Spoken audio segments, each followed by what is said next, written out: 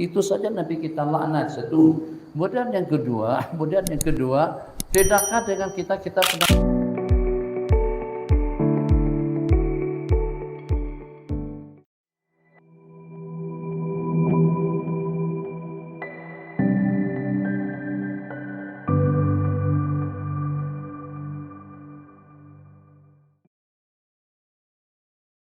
Assalamualaikum Abi.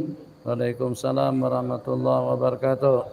Apakah hukum jika mengambil organ jenazah yang telah dipostmortem tanpa izin waris?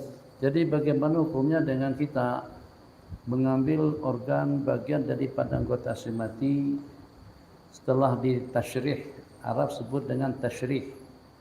Sedangkan dengan kita tidak mendapatkan kebenaran daripada wali. Dia bukan hak daripada wali, bukan hak daripada wali dan juga bukan hak daripada si mati berkenaan. Jadi kalau seandainya, ini ikut pendapat yang pertama daripada ulama. Kalau seandainya sebelum orang tadi itu meninggal dunia, berpesan dan berwasiat, nanti kalau pada waktu saya meninggal, yang mungkin barangkali ada nak telinga, ambil saja telingaku, yang nak lidah, ambil saja lidahku, nak anda jantung, ambil saja jantungku. Kalau seandainya nak buah pinggang, ambil saja buah pinggangku. Kalau seandainya dihalalkan sekalipun, kebanyakan daripada ulama tidak membolehkan Abi kumpulkan, Abi buat status statistik. Ternyata hampir tidak kurang daripada dalam 27 buah dalil yang mengatakan pemindahan organ, derma organ, menjual organ itu hukumnya haram. Abi ada dua berkitab tentang itu.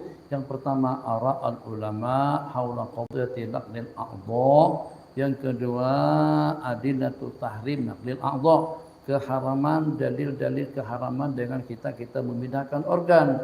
Kenapa? Dalil yang paling kuat, jangankan dengan seumpama dengan kita mendermakan seumpama dengan buah pinggang, dengan seumpama jantung atau juga dengan seumpama biji mata, tak lebih daripada perempuan menyambung rambut dengan rambut, sudah Nabi kita laknat. Nabi kita bersabda dalam sebuah hadis, qala la'ana Rasulullah sallallahu alaihi wasallam al-wasilata wal mausilah, al-wasilata wal mustausilah. Nabi kita telah melaknat al-wasilah, perempuan yang menyambung rambut dan juga yang minta sambungkan. Jadi yang memberi dan juga yang menerima, disebabkan kena runtuh, disebabkan kena luruh, disebabkan kena gangguan. Apa saja yang menyebabkan dengan rambutnya jadi runtuh, sehingga bagaimana hukumnya kalau pada itu dengan perempuan tadi itu menggunakan rambut palsu daripada rambut manusia. Itu yang namanya wasilah mustausilah. Nabi kita laknat kedua-duanya. Baik yang menyumbangkan, yang mendermakan rambutnya kepada orang yang tidak punya rambut yang sudah runtuh, ataupun juga dengan wanita yang menerimanya. Satu. Jadi kalau dengan seumpama rambut, proses untuk kita memindahkan rambut itu tak susah mana. Tak ada yang dibedah, tak ada yang luka, tidak ada yang namanya kena bius. Jadi prosesnya sangat-sangat mudah sekali. Cukur, ambil daripada yang punya rambut tebal, kemudian diberikan kepada yang tidak punya rambut. Selesai. Itu saja Nabi kita laknat. Satu. Kemudian yang kedua, tidakkah dengan kita pernah mendengar orang yang bunuh diri, itu nanti pada hari kiamat dia akan terseksa dengan alat yang digunakan pada waktu dia bunuh diri. Kalau dia bunuh diri dengan racun, dia akan jilat terus racunnya sampai kepada masa yang tidak ada kesudahannya. Kalau dia bunuh diri dengan menggantung, hukumnya dengan menggantung diri. Kalau dengan dia bunuh diri itu dengan mencekek atau dengan mengikat lehernya, maka hukumannya di hari kiamat pun juga dengan mengikat leher.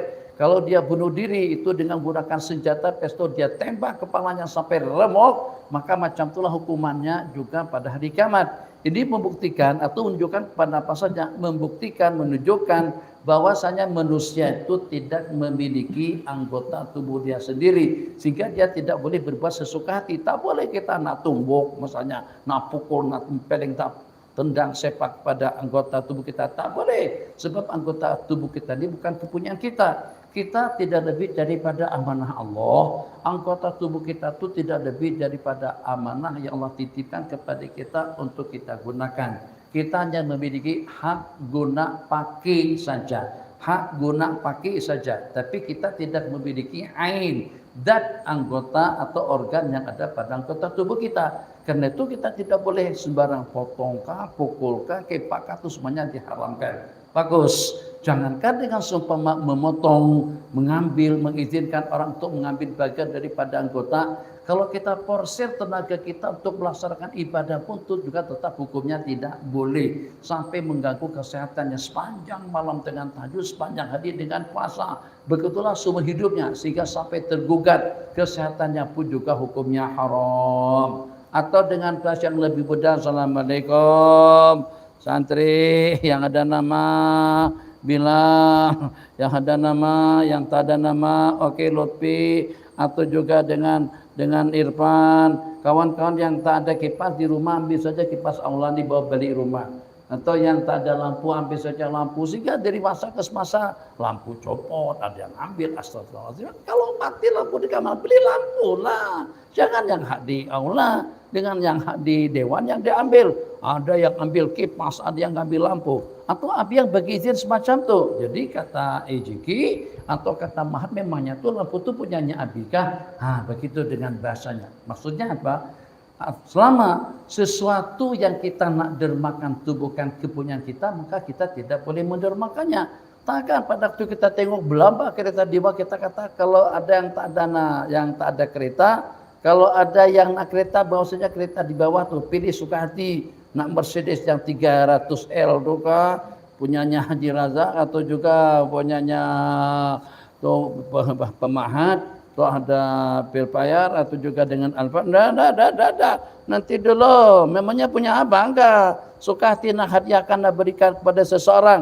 Atau dengan kita pergi kemana? Syarikat Proton banyak, belamba, beratus-ratus unit kereta situ. Kita hadiahkan kepada orang-orang yang tak ada kereta, ambil aja. Tak boleh. Kenapa? Sebab itu bukan kepunyaan kamu. Bagaimana kita boleh menghadiahkan organ kita sedangkan kita tidak memilikinya? Oke, ini menurut pendapat yang terbanyak. Menurut pendapat kebanyakan daripada ulama, dermah organ itu hukumnya haram atas alasan karena kita tidak memilikinya. Pendapat kedua, ulama mengatakan boleh-boleh saja. Jadi dengan kita tabarruk, dengan kita menghibahkan, tapi tetap saja yang punya hak itu adalah si pemilik diri, bukan waris.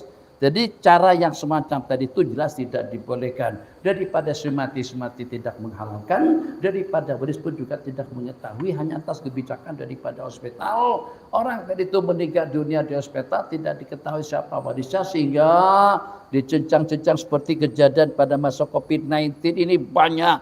Jadi kan selepas meninggal langsung bungkus dikuburkan. Ahli waris keluarga tidak ada yang tahu, tapi ada di antara daripada ahli waris yang lasak, nekat tetap nak bawa juga jenazah balik ke rumah. Begitu mereka paksa pihak hospital untuk keluarkan jenazah tadi itu, buka di rumah, mata sudah tak ada, jantung sudah tak ada, buah pinggang juga sudah tidak ada. Itu banyak berlaku, sehingga yang di-COVID-kan atau yang mati kena COVID-19 tadi itu banyak yang diambil bagian daripada organ-organnya tanpa mengetahui daripada sesiapapun, karena itu secara tersembunyi, hukumnya haram.